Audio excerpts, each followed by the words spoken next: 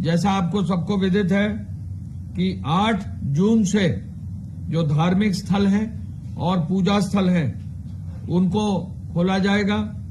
Hotel, restaurant और अतिथि सत्कार की जो सेवाएं हैं वो भी 8 जून से खुलेंगी और शॉपिंग मॉल्स भी 8 जून से खुलेंगे।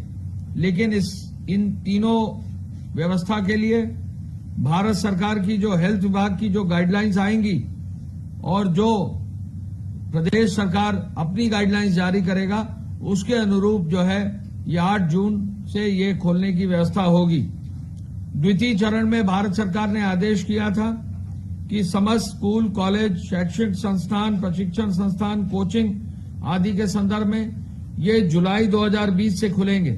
इनके लिए भी भारत सरकार जब दिशा निर्देश जारी करेगी तो प्रदेश सरकार इनको आदेश जारी करेगा जुलाई से। कतिपय गतिविधियों पर अभी स्थगित रहेंगे। अंतर्राष्ट्रीय विमान सेवाएं, मेट्रो सेवाएं स्थगित रहेंगी और अग्रिम आदेशों तक बंद रहेंगे सिनेमा हॉल, जिम्नेजियम, तरणताल, मनोरंजन पार्क, थिएटर, बार एवं सभागार, असेंबली हॉल एवं अन्य स्थान। तो ये भारत सरकार के गाइडलाइंस के अनुरूप प्रदेश सरकार ने प्रथम बिंदु ये जारी किया है। जो राष्ट्रीय नीति निर्देशक प्रबंधन है उसके अनुरूप कुछ कतिपय संशोधन करके राज्य सरकार ने आदेश जारी किए हैं। भारत सरकार ने रात्रि निषेधाज्ञा यानी नाइट लॉकडाउन के लिए रात 9 बजे से 5 बजे तक बंदी का आदेश दिया है। उसी के अनुरूप प्रदेश सरकार ने भी रात 9 बजे से सुबह 5 बजे तक का बंदी का आदेश दिया है। कंटेनमेंट जोन के लिए, लॉकडाउन के लिए जो गतिविधियां भारत सरकार ने निर्धारित की हैं, केवल वही गतिविधियां कंटेनमेंट जोन में अनुमति रहेगी। स्वास्थ्य एवं चिकित्सा विभाग की गतिविधियां, डोर टू डोर सर्वे जो कंटेनमेंट जोन में होगा उसकी अनुमति होगी। साथ साथ कंटेनमेंट जोन में आवश्यक वस्तुओं की व्यवस्था करने की अनुमति होगी। साथ साथ कंटेनमेंट जोन में ही सफाई की व्यवस्था करने की अनुमति होगी। इसके अलावा कोई और गतिविधि या किसी और व्यक्ति को कंटेनमेंट जोन में बाहर आने या जाने की अनुमति नहीं होगी। सुरक्षा व्यवस्था भी वहां दी जाएगी। कंटेनमेंट जोन का डेफिनेशन भारत सरकार की गाइडलाइंस के अनुरूप, हेल्थ विभाग के अनुरूप प्रदेश सरकार ने जारी किया है। और कंटेनमेंट जोन की जो गाइडलाइन है, शहरी क्षेत्र में अगर सिंगल केस होगा तो 250 मीटर के रेडियस में जो है कंटेनमेंट जोन डिफाइन किया जाएगा और यदि एक से अधिक केसेस होंगे तो 500 मीटर का रेडियस में डिफाइन किया जाएगा और बफर जोन 250 मीटर का रहेगा। आवासीय बहुमंजिली सोसाइटियों के बारे में जो एनसीआर क्षेत्र में है, विशेष रूप से नोएडा में, गाजियाबाद में, इनके लिए जो है विशेष नीति कंटेनमेंट जोन की अब लागू की गई है। ऐसी बहुमंजिली भवन, टावर, सोसाइटी में यदि एक फ्लोर या एक से अधिक संक्रमण अगर केस मिलता है तो ऐसे बहुमंजिले भवन को कंटेनमेंट जोन केवल उसी भवन को किया जाएगा जिसमें कि जो केस निकलता वो आएगा। यदि सोसाइटी में एक से अधिक टावर में केस निकलेंगे तो फिर जो टावर्स में केस निकले हैं उनको तो बंद किया जाएगा, लेकिन कुछ कॉमन एरिया डिफाइन किया जाएगा। अगर उसकी आवश्यकता पड़ेगी तो उनको भी जो है बंदी के क्षेत्र में रखा जाएगा। वाणिज्यिक, औद्योगिक, कार्यालय भवनों का यदि वहां पर कोई केस निकलता है तो कंटेनमेंट जोन जो उनमें बनाया जाएगा उसमें जो कार्यालय है, औद्योगिक संस्थान है और वाणिज्यिक भवन है उसको 24 घंटे के लिए बंद कर दिया जाएगा और 24 घंटे में उसको पूरा सैनिटाइज किया जाएगा। जिलाधिकारी और वहां के हेल्थ विभाग के लोगों के माध्यम से उसको पूरा सैनिटाइज किया जाएगा और 24 घंटे बाद फिर ऐसे भवनों को जो है पुनः डिसइंफेक्ट करके पूरा उसकी व्यवस्था सुनिश्चित करके उनको फिर खोला जाएगा। ऐसे भवनों को सैनिटाइज और डिसइंफेक्ट करने का खर्चा और कार्य भवन स्वामी को स्वयं वहन करना पड़ेगा। यदि कोई सक्रिय केस सिंगल फ्लोर में पाया जाता है तो वो केस अगर एक फ्लोर में है तो उसी फ्लोर को जो है केवल सील किया जाएगा, बाकी फ्लोर्स को सील नहीं किया जाएगा। और यदि मल्टीपल फ्लोर्स पर है तो पूरे टावर को सील किया जाएगा। ग्रामीण क्षेत्र में यदि एक केस है तो उस मजरे की आबादी के एरिया को ही सील किया जाएगा, और यदि मल्टीपल केस हैं ग्रामीण क्षेत्र में तो जिन जिन मजरों में जहां केस हैं उन मजरों को ही केवल जो है सील किया जाएगा।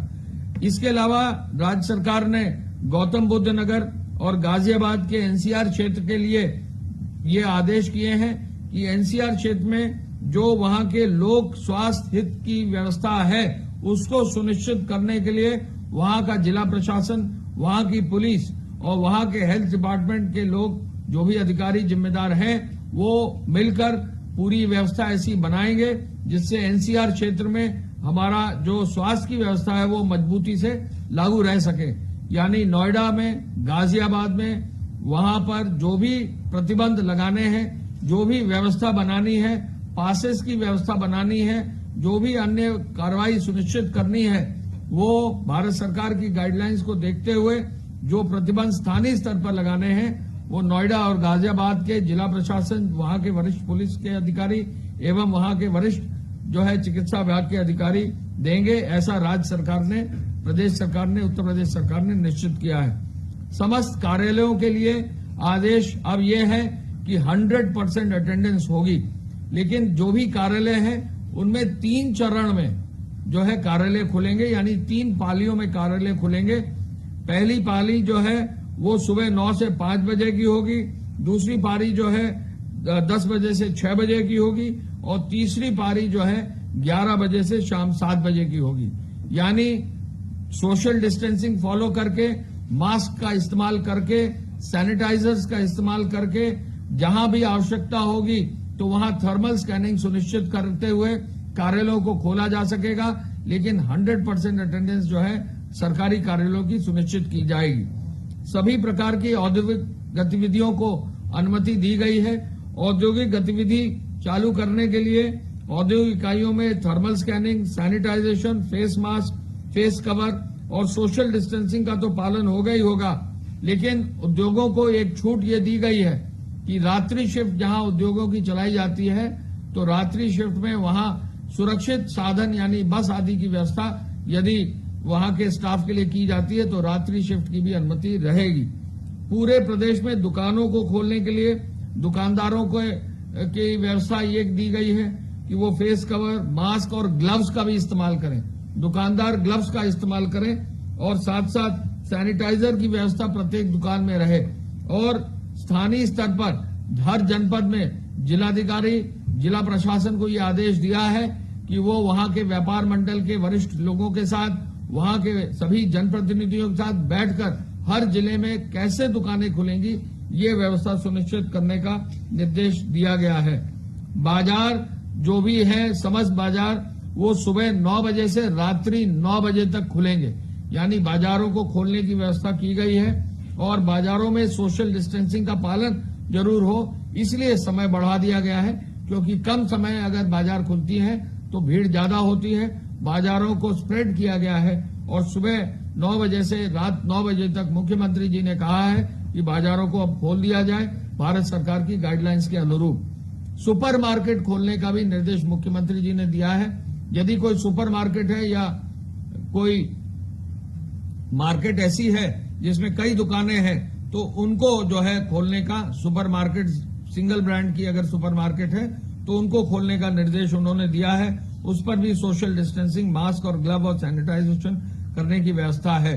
सब्जी मंडियों के लिए मुख्यमंत्री जी ने आदेश दिया है कि सब्जी मंडी जो थोक की मंडी है वो सुबह खुल जाएं और सब्जी मंडी दिन में सुबह जो रिटेल का काम है वो सुबह 6 से 9 बजे तक कर लें, लेकिन फल सब्जी मंडियों के लिए उन्होंने आदेश ये दिया है कि सुबह 8 बजे से रात 8 बजे तक यानी 12 घंटे तक पूरी फल सब्जी मंडी खुली है, जिससे कि सोशल डिस्टेंसिंग का पालन हो, किसी को कोई दिक्कत ना हो। साप्ताहिक मंडियों को खोलने के लिए शहरों में मनाही है, ग्रामीण क्षेत्रों में सोशल डिस्टेंसिंग के साथ खोली जाएंगी। मिठाई की दुकान खोलने का निर्देश पहले ही था, लेकिन वहां बैठकर खाने की व्यवस्था नहीं होगी। बारात घर खोलने की अनुमति राज्य सरकार ने दे दी है, लेकिन बारात घर खोलने की अनुमति इस शर्त के साथ है कि अनुमति पहले ली जाएगी और 30 लोगों तक ही सीमित किया जाएगा। यानी बारात घर में, शादी घर में 30 लोगों से ज्यादा नहीं होंगे। बारात घर में एक विशेष रूप से निर्देश मुख्यमंत्री जी ने दिया है, कोई भी असला लेकर किसी भी बारात घर में नहीं आएगा। शादी ब्याह में कोई भी अगर हवाई फायरिंग या हर्ष फायरिंग कहीं करता है, बहुत सख्त कार्रवाई करने का उन्होंने निर्देश दिया है। इस शर्त के साथ की अनुमति रहेगी, इस शर्त के साथ 30 लोगों से ज्यादा नहीं होंगे और ये शर्त भी लगाई जाएगी कोई असला लेकर नहीं आएगा तो बारात घर और शादी घर खोलने की अनुमति दी गई है। स्ट्रीट वेंडर और पटरी व्यवसायियों के लिए जो है विशेष व्यवस्था करते हुए ओपन स्पेसेस में उनको ग्लव्स, फेस मास्क और सैनिटाइजर के साथ खोलने की अनुमति है। राज्य सरकार ने सैलून, ब्यूटी पार्लर के लिए विशेष आदेश दिए हैं कि वो भी सोशल डिस्टेंसिंग के साथ खोले जाएंगे, लेकिन जो वहां पर काम करने वाले लोग हैं उनको फेस मास्क का इस्तेमाल करना होगा और कोई भी टॉवल या कोई भी कपड़े का इस्तेमाल बार बार नहीं कर सकेंगे।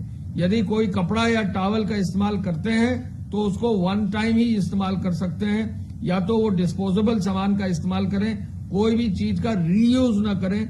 सैलून और ब्यूटी पार्लर और बार्बर शॉप्स में ये विशेष निर्देश राज्य सरकार के हैं जिससे कि संक्रमण से कहीं न कहीं बचा जा सके। नर्सिंग होम और प्राइवेट अस्पतालों की इमरजेंसी की और ओपीडी की जो है छूट इस शर्त के साथ है कि प्रदेश सरकार में और जनपद स्तर पर जो स्वास्थ्य विभाग की अनुमति है उसके साथ वो चालू कर रखेंगे। एक विशेष निर्देश मुख्यमंत्री जी ने दिया है कि यदि किसी राजस्व ग्राम में या मजरे में जो है कंटेनमेंट जोन बन जाता है तो वहां यदि कृषि कार्य होना है यानी खेत होने, और चूंकि अभी बुआई का मौसम है और अभी जल्दी बुआई जो है होने वाली है, अभी जो है आगे किसी न किसी रूप में कोई न कोई फसल जो है आगे लगेगी, तो ऐसे में जो उसका कृषि कार्य है किसानों का इफेक्ट ना हो तो कृषि कार्य करने की विशेष रूप से अनुमति रहेगी। ट्रैक्टर्स की विशेष रूप से यूज करने की अनुमति उस गांव में रहेगी जो कंटेनमेंट जोन में ही है और वहां पर किसी भी रूप में सोशल डिस्टेंसिंग का जरूर पालन होगा। एक आदेश ये किया गया है कि प्रत्येक स्थिति में taxi cab, maxi cab, 3 wheeler, auto, e rickshaw सबकी अनुमति रहेगी, लेकिन जो निर्धारित सीट है उससे ज्यादा एक भी आदमी ना बैठे।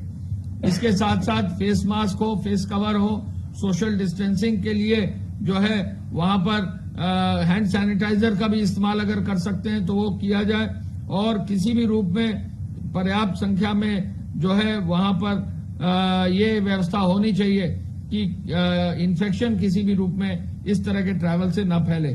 2 पहिया वाहन में 2 व्यक्ति तक चलने की अब छूट दे दी गई है, लेकिन जो भी व्यक्ति चलेंगे वो मास्क पहनेंगे, जो भी व्यक्ति चलेंगे वो हेलमेट जरूर पहनेंगे।